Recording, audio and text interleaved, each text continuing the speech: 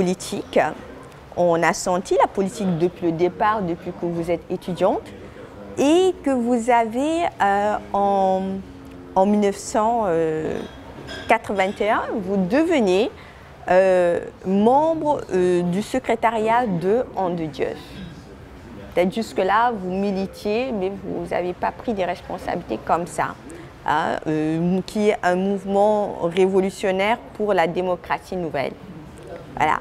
Donc, vous avez toujours été militante féministe. Là, vous rentrez de plein pied dans l'arène politique, même si vous l'avez toujours été. Et jusque-là, bien qu'on vous connaisse sous le nom de Madame Savané, tout à l'heure j'ai entendu Mademoiselle Sania, c'est la première fois que je l'entends. J'avais même oublié, j'ai presque sursauté, parce que pour moi c'est Savané. Ah, donc, vous portiez le nom de votre mari que vous avez rencontré dans les années 68 à Paris, et vous aviez mené une vie professionnelle autonome de lui. Ah. Et maintenant, que pouvez-vous nous dire sur votre engagement politique et sur la redéfinition des rapports sociaux dans votre vie familiale et politique? Parce que du coup, là, vous êtes ensemble dans un parti qui dirige. Hein, comment ça se passe?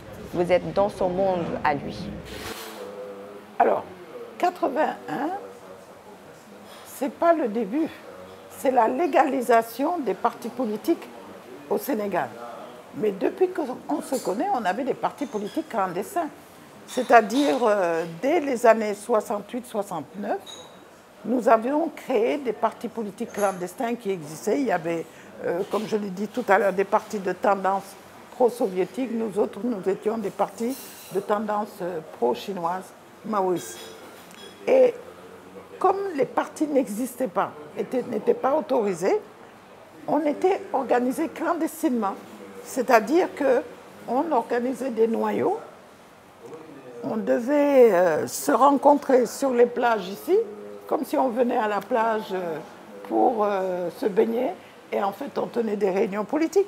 On était dans des chambres pour les étudiants, des fois dans les maisons où c'était vraiment, on ne pensait pas du tout que dans ces maisons-là il y avait, mais on ne pouvait pas être plus de 5 ou 6. Parce que la police commençait à voir qu'on sortait des tracts.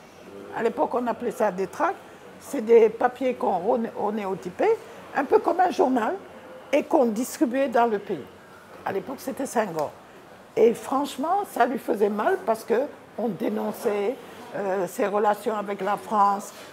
C'est pour ça maintenant, quand on parle de France, frappe, dégage, j'ai dit, ils sont en retard parce que c'était dans les années 69, 70, qu'on sortait ces papiers-là, et ça rendait fou la police parce qu'ils ne voyaient pas comment les gens faisaient pour sortir des journaux onéotypés et qu'on distribuait dans tout le pays. Donc moi, j'étais engagée déjà dès le départ, c'est-à-dire dès le 68 et 81, j'avais déjà eu mon fils depuis longtemps, en 72.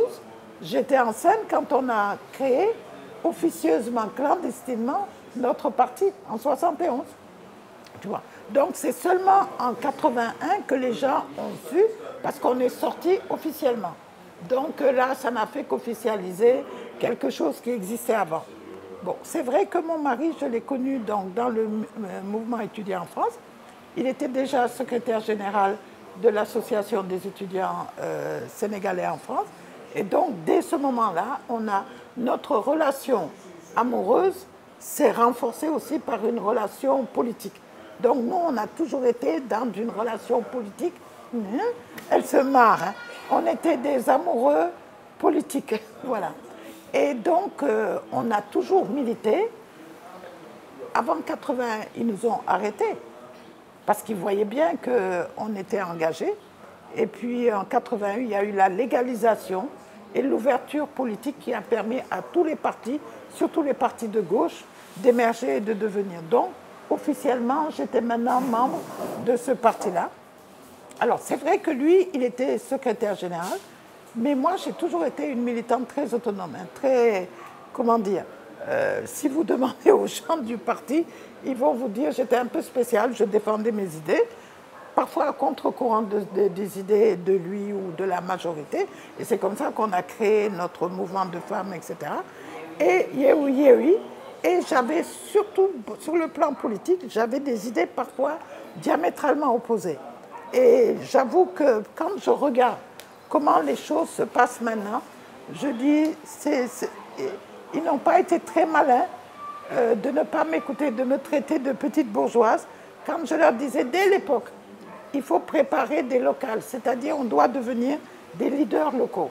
Les enseignants, les instituts, on avait beaucoup d'enseignants, mais on avait des médecins, des sages-femmes, des infirmiers qui étaient dans les villages. Et je leur disais, mais faites des actions de développement. Développez-vous en tant que leader. Et à ce moment-là, quand il y a eu les élections locales, vous n'auriez pas eu de problème à devenir un leader naturel. Parce qu'à l'époque, il n'y avait pas de question d'argent et tout ça. Donc, je crois que notre couple, maintenant, ça fait 51 ans qu'on est ensemble, a pu résister à cause de ça. Parce qu'on avait à la fois des sentiments, mais on avait aussi la même manière d'analyser les choses. On avait surtout une vision de l'avenir commune. Et ça nous a permis de tenir, parce que quand même, ça a été très dur. Très, très dur. Moi, lui, on l'a arrêté plus d'une dizaine de fois. Et moi, il fallait, quand on l'arrêtait, parce qu'il faisait tout pour que je risque mon boulot, qu'on n'ait pas de quoi manger, dans mon travail, on me disait, bon, limite, limite, limite. Bon. Et ce qui fait que quand même, on a eu à passer des trucs, mais on a toujours été soudés, parce qu'on savait ce qui nous unissait, en dehors de sentiments et de choses comme ça. Mais je n'étais pas du tout une nunuche au sens où, parce qu'il était secrétaire général, je l'ai contesté publiquement. Il y a eu des moments où on a eu des débats sur des questions. Je n'étais pas d'accord avec la direction du parti qu'il avait. J'ai eu à l'exprimer et tout ça. Donc on m'appelait la passionnariat, ou certains m'appelaient Chang Ching. C'était la femme de Mao Tse-tung, qui était aussi très combattante, etc. En Chine, tout ça. Bon, on a eu des enfants. C'est moi qui ai décidé parce que je ne voulais pas plus de 2 enfants, parce que je disais, moi, j'ai ma carrière, j'ai mon engagement politique, je ne peux pas passer mon temps à faire. Malheureusement pour lui, on n'a eu que 2 garçons. Et lui, il voulait des filles. Bon, après, j'ai dit, c'est pas grave. On a adopté beaucoup de filles dans la maison, donc on a refait l'équilibre et tout ça. Mais c'est aussi parce que c'est un homme exceptionnel. C'est-à-dire, si c'était pas... Il n'a jamais été complexé. Au départ, avec ma revue Famille et Développement, c'est de là où vient la confusion Sagna Savané. Je signais mes articles Marie-Angélique Sagna Savané. Et quand ils ont été la première fois sur le marbre du soleil, c'était trop long, il fallait couper. Pourquoi le gars a coupé le Sagna? Oui, c'est eux qui m'ont imposé ce nom-là, parce que le gars du marbre, il dit c'était trop long, il a coupé, il a enlevé Sagna.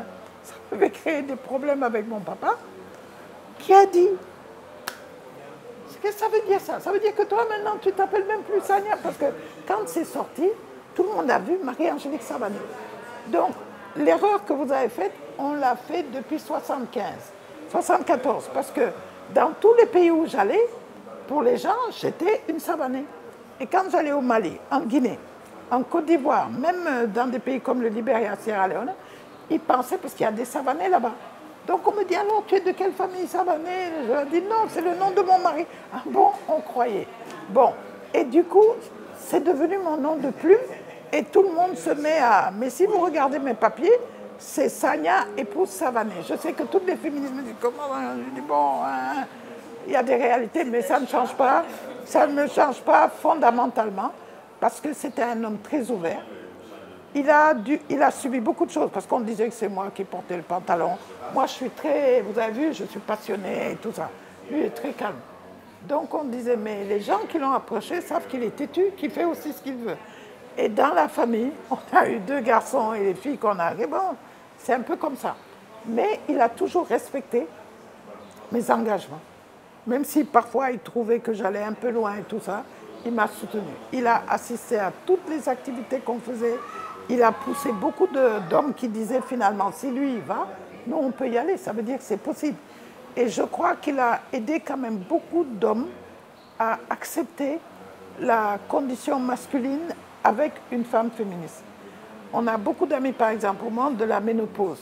Il y a beaucoup de couples qui ont eu des problèmes parce que les femmes disjonctaient un peu. Et eux, les gens ne sont pas préparés. Il a passé son temps à leur dire, j'ai vécu ça, venez, je vais vous montrer, et expliquer. Mais parce qu'il y croyait aussi, il adhérait à cette idéologie, même s'il a des limites parfois, parce que des fois il dit, c'est un peu trop loin là, tu vas un peu trop loin, parce que... Mais quand je lui explique, parce que quand c'est des intellectuels, ils peuvent comprendre. C'est ça le problème du féminisme, parce que c'est beaucoup plus difficile que ce soit accessible à des gens qui n'ont pas la capacité analytique qu'il faut pour comprendre le cheminement qu'il faut passer et tout ça. Et c'est pour ça que ça a toujours été un mouvement élitiste. Et puis il ne faut pas en avoir peur. Nous, on disait à Yehui Yehui, on est un mouvement d'influence. On est un mouvement de femmes intellectuelles.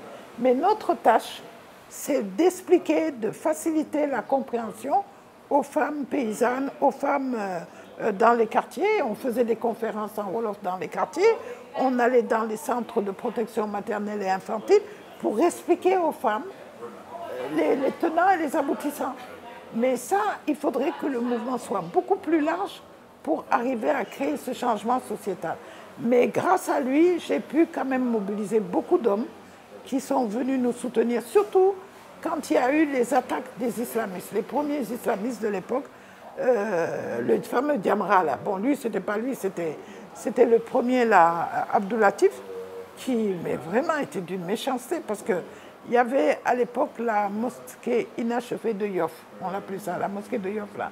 Pendant des années, il l'a construite, et donc on l'appelait la mosquée inachevée. Et il faisait les prières du vendredi là-bas, mais chaque vendredi, il nous pilonnait. Il nous a traités de tous les noms en disant, voilà, c'est des femmes divorcées. D'ailleurs, Marie-Angélique, Dikram Dakhnok. Des choses grossières comme ça. Et on avait des enfants quand même qui allaient à l'école, qui entendaient des choses sur leur maman et tout ça. Mais on avait une force. À l'époque, franchement, on était 25 actives. Parce que tout le bruit qu'on a fait là, il y avait 25 qui étaient actives.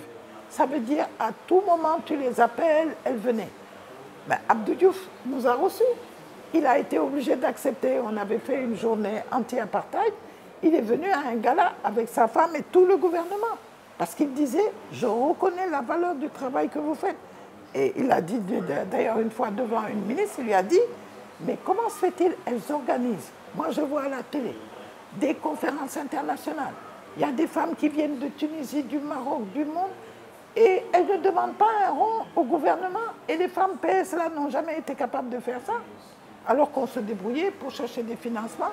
On a fait venir quelqu'un comme Fatima Mernissi, qui était une amie justement, que j'ai connue lors de la conférence de Wellesley. Et on était c'était ma jumelle. Quand on allait dans les conférences, on prenait même des fois, elle avait ce côté, on prenait une suite pour pouvoir être ensemble et tout ça. Et on l'a fait venir ici. Parce que les islamistes de l'époque, bon, alors c'était les Ibadou, hein, essentiellement, les Wahhabiens, et il y avait les Moustarchidis, il y avait le mouvement de Sidi Lamine. Non, on a fait des choses extraordinaires. Et ils sont venus, on a organisé à l'université, justement, avec Souleymane Niang, qui me disait, je te dois ça, parce que c'est à cause de toi que je suis devenu recteur. Il nous a prêté l'amphi de la fac de droit, qui était l'amphi le plus grand à l'époque de qui? Mais les gens sont venus avec leurs militantes, voilées, des choses comme ça. Mais nous aussi, on avait réussi à mobiliser des hommes qui se sont portés volontaires pour nous protéger, parce qu'ils étaient un peu violents. Les Ibadou sont venus. Et Fatima m'a dit, mais c'est des fous, comment vous osez faire des trucs pareils?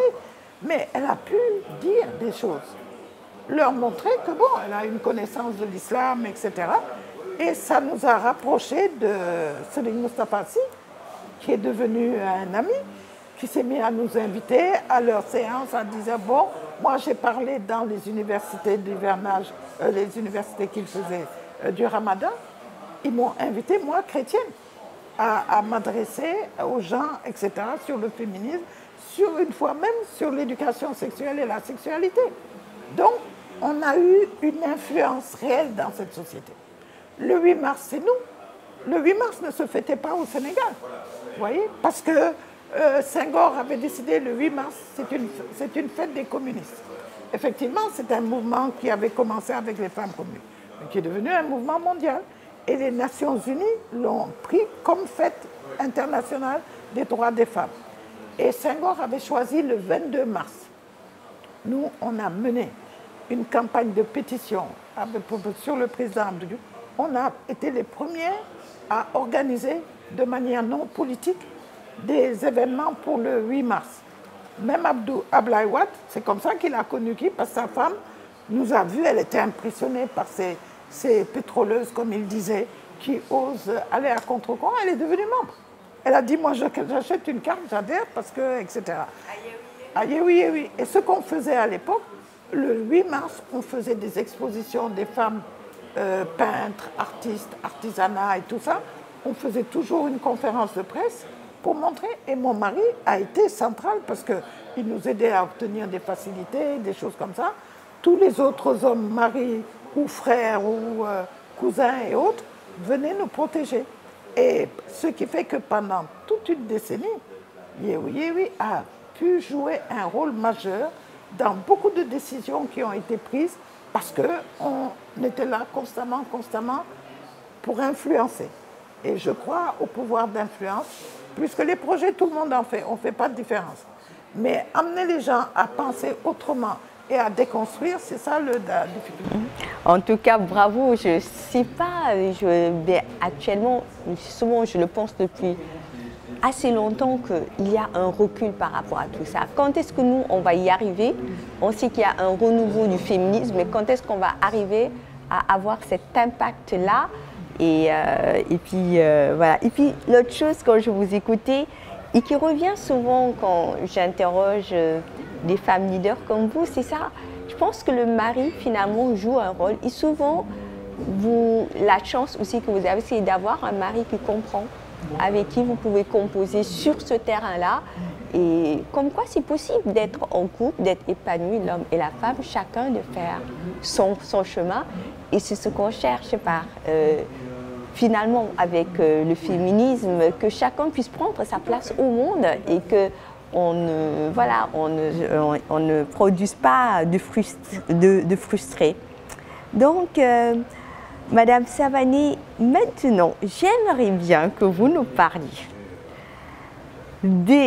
on sait que les Africaines qui participaient à la conférence Women in National Development tenue à Wesley College en 1976 étaient indignées par ce qu'elles qualifiaient d'arrogance des chercheuses américaines dans les débats.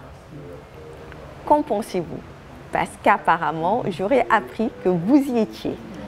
Oui, j'étais à Wesley. Et c'est Wesley qui a été le détonateur de la création de la femme, en partie. Parce que quand on a été à Wesley, c'était bon, une conférence. Wesley, c'est vraiment la première université des femmes aux États-Unis. Et c'était les Hillary Clinton, ça, cette génération, comme on est là, c'était les Hillary Clinton qui avaient mobilisé le collège pour organiser cette grande conférence qui avait mobilisé des fonds, etc., après l'année internationale de la femme en 1975. Et à l'époque, les fondations américaines ont dit qu'il faut inviter des femmes du tiers-monde, on disait ça, le tiers-monde à l'époque, pour venir et qu'il y ait un échange pour que ça devienne un mouvement global. Et c'est comme ça que nous, la Fondation Ford, la Fondation Rockefeller, ont invité beaucoup de femmes d'Afrique. Et en fait, comme c'était toujours pareil, les anglophones, on était deux francophones. Une ivoirienne qui était médecin et moi. À l'époque, Famille et Développement, je vous disais, on avait fait la une des débats sur l'excision et tout ça, et les gens tenaient à ce que j'y aille, etc. Bon, on arrive, je vois beaucoup d'Africaines, beaucoup de Nigérianes. La Fondation Rockefeller avait une branche au Nigeria, donc avait financé vraiment, elles devaient être les plus importantes, une vingtaine. Moi, j'étais la seule francophone du Sénégal, l'autre francophone du truc. Et on s'est trouvé avec des Kenyans, des Acholapala et autres, Sierra Leone, etc. Je dis des noms parce que c'est elles qui vont former le noyau de la femme. Et Fatima Mernissi. Alors, on commence au départ, elles ont organisé, elles ont fait leur programme, tout était parfait à l'américaine. Et donc, nous, on arrive, on devait s'asseoir et on a écouté. Bon, cérémonie d'ouverture, tout le monde était enthousiaste parce que c'était la première fois que les femmes impliquées dans la recherche se retrouvaient. Puis on attend, puis on voit le programme. Il n'y a que des Américaines qui vont parler du Sénégal, l'autre va parler du Kenya, l'autre va parler des femmes, je ne sais pas quoi, les femmes en Inde, les femmes au Brésil, etc. Alors je dis, moi j'étais assise et Fatima Mernissi, je ne la connaissais pas, elle s'était assise comme ça. Puis tout d'un coup, moi j'ai dit, mais c'est quoi ça? Alors j'ai dit ça en français. Et elle m'a entendu, elle est venue, elle m'a dit, tu es d'où? Je suis du Sénégal. Elle me dit, mais pourquoi tu dis ça? Je lui dis, mais c'est pas normal, parce que finalement, nous, on est venus pourquoi? Pour les écouter nous parler de nous. Quel est le truc? Elle me dit, je suis contente que tu réagisses comme ça. Est-ce que tu veux parler? Je lui dis, oui, mais mon anglais n'est pas très... C'était en 76, hein. Je lui dis, mon anglais n'est pas fluide pour que je puisse parler. Elle me dit, c'est pas grave, laisse-moi une minute. Elle a fait le tour, parce qu'elle était aux États-Unis, elle préparait sa thèse. Donc, elle connaissait le milieu et tout ça. Elle a pu identifier une Achola Pala qui était du Kenya et Awe Bolanle qui était une Nigériane qui leur a demandé, mais depuis ce matin on est là, qu'est-ce qui se passe? Et elle aussi, elle disait, mais c'était pas la peine de venir, quoi. Et après elle vient, elle me dit, est-ce que toi tu veux parler? Tu es prête à parler? Moi je te traduis. Alors je commence à parler en disant, bon, c'est bien, merci de nous avoir invités, mais on ne comprend pas tellement. Nous on pensait qu'on allait venir. Chacun parle de son expérience et on voit ensemble sur le plan international qu'est-ce qu'on peut faire. Mais vous venez, vous avez l'arrogance de vous adresser à nous, de parler des femmes de nos pays à votre manière, avec des références culturelles qui sont les vôtres et que vous ne comprenez pas le rationnel du comportement des femmes, etc. Alors, elle me dit, mais pourquoi tu parles en anglais? Ici, alors Fatima, elle est pire que moi. Et elle me dit, ici, tu sais, les anglophones n'ont pas ce problème des francophones, tu fais des fautes et tout ça. Je lui dis non, parce que je vais trop penser en français et tout. Et elle m'a dit, laisse-toi, tu vas voir. Et j'ai parlé. Du coup, les autres aussi se sont levés, les Indiennes ont parlé, les Latinos et tout. On a cassé la conférence. On a cassé la conférence. Ils ont dit, mais on leur dit non, il faut changer le programme. Il faut que nous aussi on parle. S'il y a une Américaine qui parle du Sénégal, que moi je puisse aussi parler. Si l'autre parle du Maroc, que la Marocaine, etc. Et on a arrêté la conférence. Conciliabule, des trucs à gauche, à droite, comment on va restructurer. Parce qu'elles avaient dépensé beaucoup d'argent. Et elles avaient fait un tollé d'ailleurs. Hillary Clinton en parle dans son bouquin. Et elle dit tout le mal qu'elle s'était donné. Et il fallait sauver la conférence, parce qu'il y avait la presse, il y avait des trucs. Et finalement, on a trouvé un compromis que chaque fois, il y ait les deux. Mais nous, ça nous a donné, pendant tout ce temps, on a vu qu'on était quand même plusieurs. On a dit, mais pourquoi on ne fait pas un caucus? Là, la politique m'avait apporté ça. Tu vois, parce que c'est là où je dis, moi, chaque fois, la politique m'a permis, et ma formation de leadership chez les sœurs, m'a donné la possibilité aussi, je dis, mais faisons un groupe tiers-monde. On a fait le groupe tiers-monde, on s'est réunis, on a décidé, et on dit, voilà ce qu'on va leur proposer. Et Fatima, comme c'est elle qui connaissait, c'est elle qui faisait le lien et tout ça.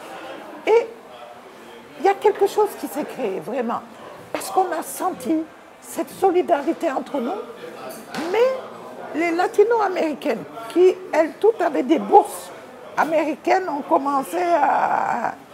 Les femmes asiatiques sont restées, mais elles trouvaient que nous, parce que nous, on a mis colonialisme, tout ça, et elles ont dit, oui, peut-être c'était trop politique et tout ça. Et on a décidé, nous, les Africaines, de faire notre groupe séparé. Et c'est là où on s'est connus, les Zambiennes, les Kenyanes, Ougandaises, il y avait les Sierra Leone et tout ça. Et on a décidé de faire notre caucus. Au fond, on ne va plus s'occuper de leurs affaires, qu'elles fassent ce qu'elles veulent. Nous, on va profiter comme on est là pour réfléchir. Qu'est-ce qu'on va faire quand on va rentrer en Afrique? Celles qui étaient aux États-Unis, c'était le backup. Elles ont dit, nous, on pourra vous faire le backup si vous avez besoin d'informations et des trucs comme ça et tout. Et c'est comme ça que Wellesley est né. C'était vraiment la révolte des gens du tiers-monde. Et on a décidé de garder les liens, mais à l'époque, on n'avait que des télégrammes, des téléx, c'était pas pratique. Et des Suédois ont entendu parler de ça. Et après Wellesley, bon, moi j'ai connu par exemple des Brésiliennes, des Indiens. On a gardé vraiment le truc parce qu'on a créé d'autres organisations après. Et c'est là où les Suédois ont dit qu'ils organisent une université d'été en Suède. Et ils auraient aimé quand même, les leaders, comme ils disaient, africaines de Wellesley, se retrouvent et eux étaient prêts à nous aider à créer des organisations autonomes. Et c'est comme ça qu'on a été ça s'appelait Westerhaninge en Suède, et on a pu s'asseoir. Le directeur de la société suédoise, c'est Sarek, ça s'appelle, qui finance la recherche en matière de développement. Donc, il connaissait très bien Samir Amin. Il a demandé à Samir Amin qui j'étais. Samir Amin lui a dit non, politiquement, et les trucs et tout ça. Donc, ils se sont informés en voyant qu'on était des gens responsables. Et on s'est réunis, on a fait une proposition de recherche. Ils ont dit, on vous finance 2 réunions. La première, un noyau, où vous essayez de théoriser et de clarifier un peu ce que vous voulez. Et la deuxième, ce sera une grande conférence. Donc on a fait la première réunion à Lusaka, en Zambie, on était quoi, une douzaine, discuter, faire le truc, élaborer. Et on a dit, pour répondre à Wellesley, on va intituler notre conférence « Femmes et développement en Afrique, 2 points, la décolonisation de la recherche ». Donc tout le mouvement de décolonisation, ils sont venus 40 ans après nous. Hein. Et c'est là, en 77, décembre 77, moi j'ai dit je peux accueillir la grande conférence. Parce que dans les autres pays, les gens ne pouvaient pas. Mais le problème, à l'époque, on était dans la clandestinité. Donc le ministre de l'Intérieur savait qui j'étais. Et j'ai écrit officiellement, ils ont vu que ce n'était pas quand même un truc politique. Ils n'ont pas fait d'histoire, mais ils n'ont rien dit. Pas de soutien ni rien. Samir Amin nous dit, je vous donne l'IDEP, vous avez les salles de conférence, on devait payer l'interprétation. On a eu de l'argent pour tout, parce que les Suédois ont dit, on est prêts. À ce moment-là, la coopération danoise, la coopération norvégienne, on dit, on peut vous aider, parce que c'était un mouvement. Et on a pu identifier 50 femmes de l'ensemble du continent africain. Afrique du Nord, Afrique au sud du Sahara. Et ça a été un moment extraordinaire, parce que ces femmes se connaissaient de nom, ou certaines avaient lu des articles, d'autres ne se connaissaient pas du tout. Et on a lancé la FARC, donc, en décembre 1977, à l'IDEP à Dakar. Et c'est ça qui a donné ce mouvement panafricain, parce qu'on a eu après, dans tous les pays, on a essayé d'attirer des filles, etc. Et c'est un peu ça qui est à l'origine de... Wellesley, vraiment, nous a permis, au fond, de devenir autonomes à partir d'une révolte contre l'arrogance des Américains. Et puis qui pleuraient, qui disaient, mais on ne fait rien de mal, au contraire, si on fait ça, on va aider les femmes. Mais ne comprenaient pas qu'elles étaient en train de nous enseigner sur des choses qu'on maîtrisait mieux qu'elles. Et ça a été la confusion de Wellesley qu'on a menée jusqu'en 80. À la deuxième conférence de Copenhague, il y en a qui étaient encore malheureuses parce qu'on a cassé quand même leur conférence. Et c'est après qu'on a réussi à s'entendre et qui nous amène au débat. Votre féminisme, dans son expression, n'est pas la même que la nôtre. On peut avoir les mêmes outils d'analyse, mais les résultats qu'on va en tirer pour l'action ne seront pas les mêmes. Parce que nos sociétés ne sont pas au même niveau. Vous êtes des sociétés industrialisées, postmodernes à la limite, et nous, on est encore dans ces états de sous-développement. Donc, les femmes, leurs conditions sont étroitement liées à leur ascension économique, tu vois. Et c'est devenu nord-sud.